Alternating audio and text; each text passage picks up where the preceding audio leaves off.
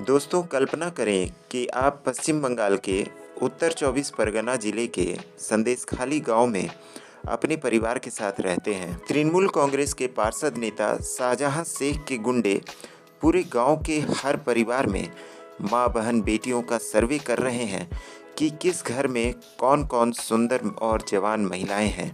रात के 12, 1 या 2 बजे या जब भी उनका मन होता, आपके घर आकर आपके परिवार को डराते धमकाते और आपकी माँ, बहन, बेटी या बहुओं को मीटिंग के बहाने पार्टी ऑफिस ले जाते। वहाँ आपकी बहू बेटियों को रख लेते और माँ को वहाँ से चले जाने को कहते। फिर 4-5 दिनों के यौन उत्पीड़न के बाद जब उनका मन भर जाता तो फिर आपकी बहू बेटियों को भी छोड़ देते।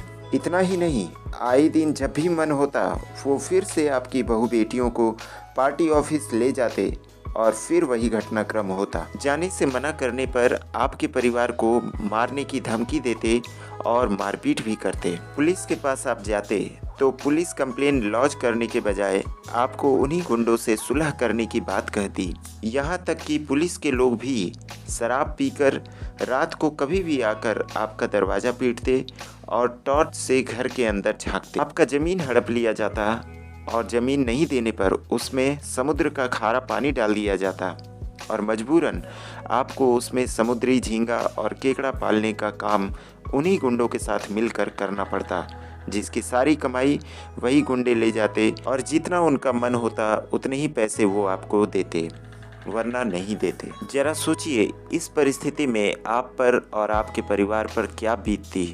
ये किसी फिल्म की कहानी नहीं, बल्कि संदेशखाली के हिंदू दलितों और आदिवासियों की सच्ची कहानी है, जो वो खुद अपनी आपबीती बता रही हैं।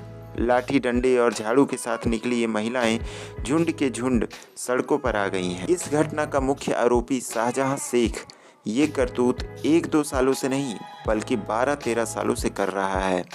उस पर 43 मुकदमे अभी चल रहे हैं और हजारों करोड़ों की संपत्ति उसने बना ली है। पुलिस प्रशासन छोड़िए, राज्य की मुख्यमंत्री ममता बनर्जी महिला होते हुए भी बिना किसी तथ्य और जांच के शाहजहां शेख को क्लीन चिट देती हैं, सिर्फ वोट बैंक और मुस्लिम तुष्टीकरण के लिए। महिलाओं के प्रति कितनी संवेदनशील है मुख्यमंत्री, ये इस बात से ही अंदाज़ा लगाया जा सकता है कि वो घटना की बिना जांच किए इसे आरएसएस की साजिश बताती हैं और संदेशखाली की महिलाओं के खिलाफ ही कार्रवाई की बात करती हैं। पत्रकारों को गिरफ्तार कर लिया जाता है और असंवैधानिक रूप से संदेशखाली में धारा 144 लगा दी जाती है, जिसके लिए कलकत्ता हाईकोर्ट राज्य सरकार को फटकार लगा चुकी है। राष्ट्रीय महिला आयोग, दलित आयोग, मीडिया, फैक्ट फाइंडिंग कमेटी, किसी को भी पीड़िता महिलाओं के गांव जाने से रोका जाता है। सच को छुपाने की कोशिश की जाती है। तो आखिर समस्या क्या है? समस्या है प्रशासन, सरकार और आपराधिक नेताओं का गठजोड़। कट्टरपंथी बांग्लादेशी और रोहिंग्या मुस्लिमों की अवैध घुसपैठ जो दशकों से हो रही है, जिसके कारण अब इन मुस्लिमों की संख्या इतनी ज़्यादा हो गई है कि अब इन पर लगाम लगाना, इनके आपराधिक नेताओं पर लगाम लगाना लगभग असंभव हो गया है। पश्चिम बंगाल में कई और शाहजहां शेख हैं और कई और संदेशखाली हैं। बस ये मामला इसीलिए उजागर हुआ क्योंकि यहाँ की महिलाओं ने हिम्मत करके बाहर निकलने का, विरोध करने का फैसला किया। लेकिन कई मेन स्ट्रीम मीडिया और राजनीतिक पार्टियों की चुप्पी बहुत ही दुर्भाग्यपूर्ण है।